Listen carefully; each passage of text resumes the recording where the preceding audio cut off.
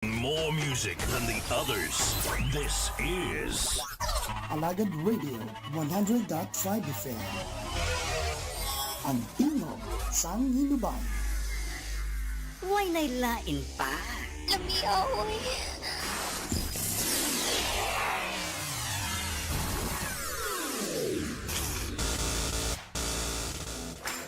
Oh man, that tune was so dope. 100.5 FM. Get ready to feel the beats. It's about to get down.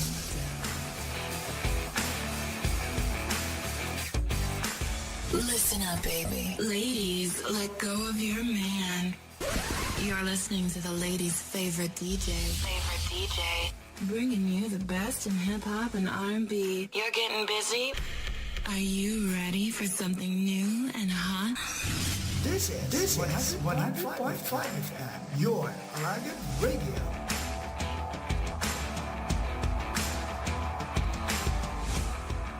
$100.5. 100.5 OFM. Huwag nailain pa. Lami aoy.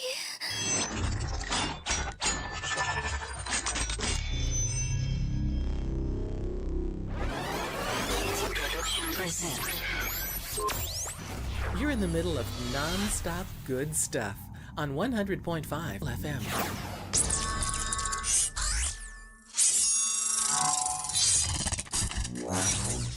Wishing you a Merry Christmas from Music Radio Creative. RH 100.5 FM. Radyo Hinuban.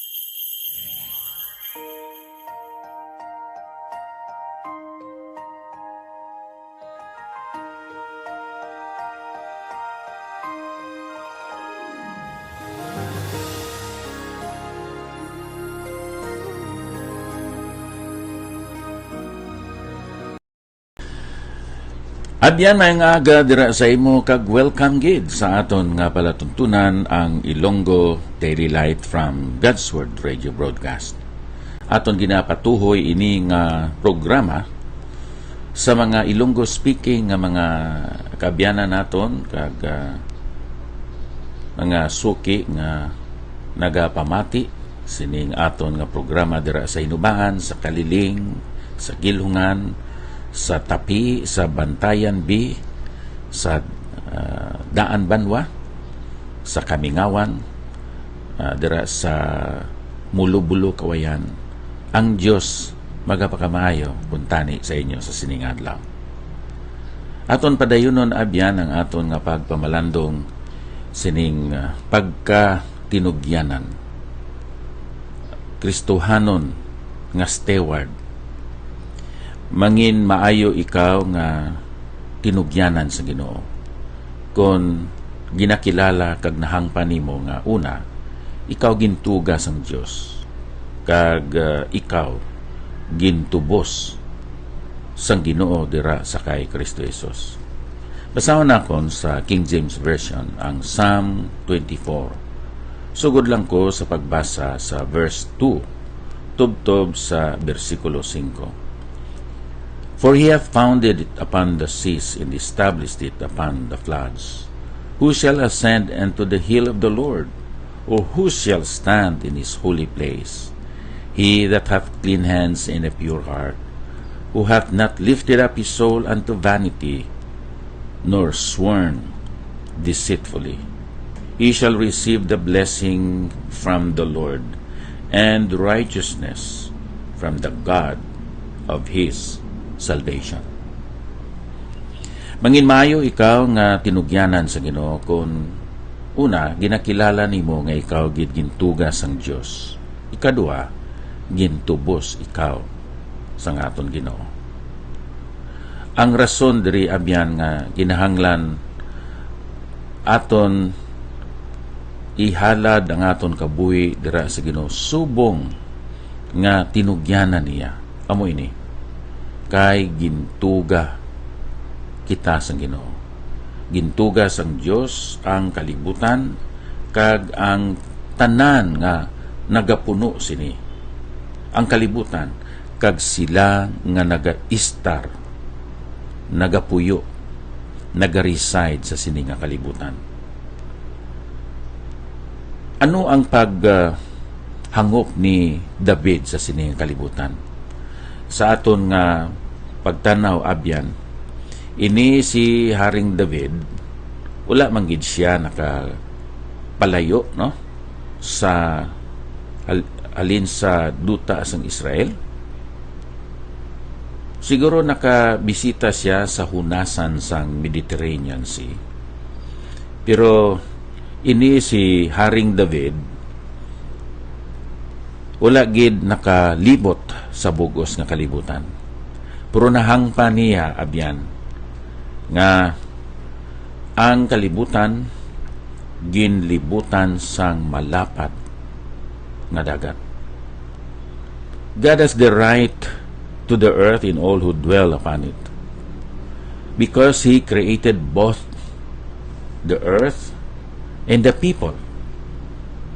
Si David, nagbalikid siya sa account dito sa Genesis chapter 1. Kag indumdum niya ang pagtuga sang kadutaan sa tunga sang katubigan sa third day of creation.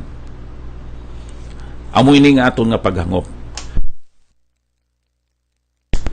Gin-establisar sang Diyos ang kalibutan.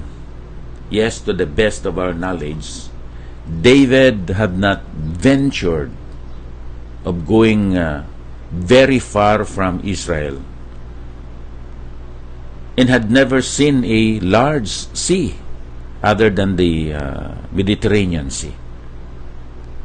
Siguro nakakita man siya sang Red Sea. Si David wala nakakita sang moderno nga globe o sang kalibutan pinaagi sa Google Map or sa satellite. Si David nakahibalo nga malapad ang katubigan, ang kadagatan kaysa kadutaan. Para ni David, amo ini ang duha ka rason kung nga nga mangin maayo kita nga tinugyanan sa Ginoo tungod sang creation. Ikadua diri abyan tungod sa redemption. Paano ang isa ka tawo makasaka dito sa bukid or sa hill nga ginhambalan diri? Who shall ascend into the hill of the Lord? Wala nagsiling, no? Who shall go down into the pit of the Lord or with the Lord? Kay, for me, it's devolution, retrogression. Ang hambal diri, who shall ascend into the hill of the Lord? There is progress, there is, development from the great experience to the greater experiences in life. Kinanglan may pagtubo tungod kay gintubos ang Ginoo. Sino man ni sila ang makasaka sa bukid sang Ginoo? Or who shall stand in His holy place? Number 1, he that hath clean hands. Clean hands. Maayo ang ginahimo, mga matarong, balaan ang ginahimo. Pure heart, matinlo ang tagipusoon. Ang iya nga hunahuna, hindi siya bugalon. Kag wala niya gin hatagan sang dako nga tagad or attention sina mga butang nga wala sang pulos. Amak mo, no? Ang auto, minilyon ang bili. Pero hindi gani makabulig sa kasilingan sa ilang kakabos. Ining auto, wala ni siya nag-respond pinaagi sa istorya sa tagiya sini. Kay wala sang kabuhi. Ang tao, gintuga sa image sa dagway sang Dios. Kag ikaw kag ako may katungdanan sa paghatag sang atensyon o pagbulig pagtagad sa ila. Siling dere, he who hath not lifted up his soul unto vanity nor sworn deceitfully. Inang mga tao nga nagatuman sang ila nga mga saad, amuning gina kalipayan, ginakamutan sa Ginoo. Ini nga mga tao magabaton sang pagpakamayo halin sa Ginoo. Kag basic dira amo ang pagkamatarong halin sa Dios sang iya nga kaluwasan. Kung ang panaton iniabyan nga kita gintuga sang Dios, kagintubos sang Dios, mangin maayo kita nga tinugyanan, we will be good, fruitful stewards of God when we understand the truth that we are created by God and we are redeemed by God in Christ Jesus. Karon usisaw naton panguna-una ang aton mga kasing-kasing kag ang aton mga kamot. Agod nga magagwa kita sa aton balay kag mangin palagyan sang pagpakamaayo sa tubangan sa Ginoo. We should be ever learning about God, and that becomes the knowledge of God. Ever loving, magahigugma sa Dios, sa iya pulong, sa iya buluhaton, kag sa iya mga katawan. Ever laboring, nga nagahimo kita sang iya buluhaton. Head, heart, hands. Learning, loving, and working, laboring, or ministering. Sa panahon nga nagasulod ang pulong sa Ginoo sa aton head, aton ini pailigon sa aton tagipusoon, heart. Aton ini ipagwa sa aton mga kamot. Pinaagi sa mga ayo kag mataro nga mga buhat nga mangin palaagyan sang pagpakamaayo sa iban kag nga magapamunga sang kaymayaan dira sa aton Ginoo. Diyos nga balaan, salamat sini nga mga kamatuoran. Salamat o Diyos nga hindi lamang kami imo mga anak, imo mga alagad, kundi kami imo mga tinugyanan sang kalibutan, sang mga hiyas, abilidad, sang mga katungdanan dira sa amon iglesia kag sa bisan diin nga lugar nga imo kami ginbutan. O Dios, dugangi ang amon pagkilala sa imo. Dugangi ang amon paghigugma sa imo. Dugangi ang amon mga handom sa pag-alagad sa imo. Sa sining adlaw sa ngalan ni Ginoong Hesus. Amen. Hasta lang kita diri Nyril. Thank you gid sa imo nga pag-replay sining aton nga Ilonggo Daily Light from God's Word Radio Broadcast. Sister Sharon Guerra, salamat gid sa imo nga pagtan-aw. Pastor Nathaniel Kapagi, and then sa kay Sister Lodi Tubong Banwa. Kamusta Lodi, nakapauli na ka? Big time ang imo nga lagaw, no? Salamat sa Ginoo kag sa mga abyan, maayo gid ang aton nga Dios. Halin pa diri sa Bay City Fellowship Baptist Church, ako si Pastor Ipafra Sakar, nagasiling. Kabay pang ang imo adlaw karon, malipayon, kag ang imo nga eternidad mahimayaon.